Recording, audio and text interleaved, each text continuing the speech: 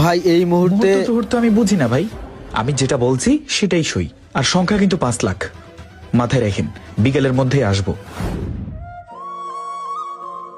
ভাই, গুরুত্বপূর্ণ একটা বিষয়ে কথা বলার জন্য আপনার কাছে আসছিলাম। কি বল? ভাই, আমাদের গ্রামে এমন কোনো মানুষ নাই, এমন কোনো ছেলে পেলে নাই যে আপনার কথা মেনে চলে না। আচ্ছা, তা বুঝলাম। এখন তোরা এই দুপুরবেলা কি জন্য আসছস সেটা আগে বল। ভাই, এই যে আমাদের এলাকায় যে রাস্তাটা টেন্ডার হয়েছে, এটা আমাদের জন্য ভালো না বলেন? হ্যাঁ, অবশ্যই ভালো হয়েছে। আমি তো আমার জন্মের পর থেকে এই রাস্তা কাঁচাই দেখেছি। বৃষ্টির সময় যে কতটা ভোগান্তিতে পড়ছি সেটা আমরা সবাই জানি। এখন কি কোনো সমস্যা হয়েছে? ভাই, আমরা গেলে তো ওখানে ওরা বুঝবে না আমাদের কথাটা।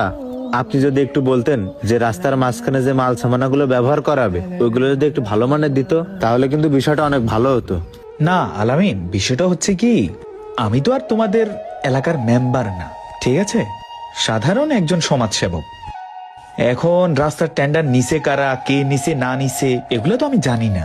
হ্যাঁ, তবে আমি কথা বলবো, ঠিক আছে? কথা বলে দেবো যাতে রাস্তার মধ্যে যে মালগুলো ব্যবহার করা হয় সেটা যাতে ভালো দেয়, ঠিক আছে? আচ্ছা ভাই, ঠিক আছে। আর ভাই বলতেছি যে আমরা হয়তো দুনিয়া থেকে বিদায় নেব, আর তাছাড়া গ্রামে কত মানুষ ক্ষমতা আসবে আবার যাবে, কিন্তু এই গ্রামের রাস্তাটা এটা কিন্তু সব সময় থেকে যাবে। হ্যাঁ, তা অবশ্য ঠিক। আচ্ছা, কোনো সমস্যা নেই। তোমরা যে আবদার নিয়ে আসছো আমি আজকেই যাব, ঠিক আছে? আচ্ছা ভাই, ঠিক আছে। আসসালামু আলাইকুম। আসসালাম। এই চল। আসলে ছেলেগুলো তো খারাপ বলে নাই, রাস্তা তো সারাটা জীবনের জন্য থেকেই যাবে।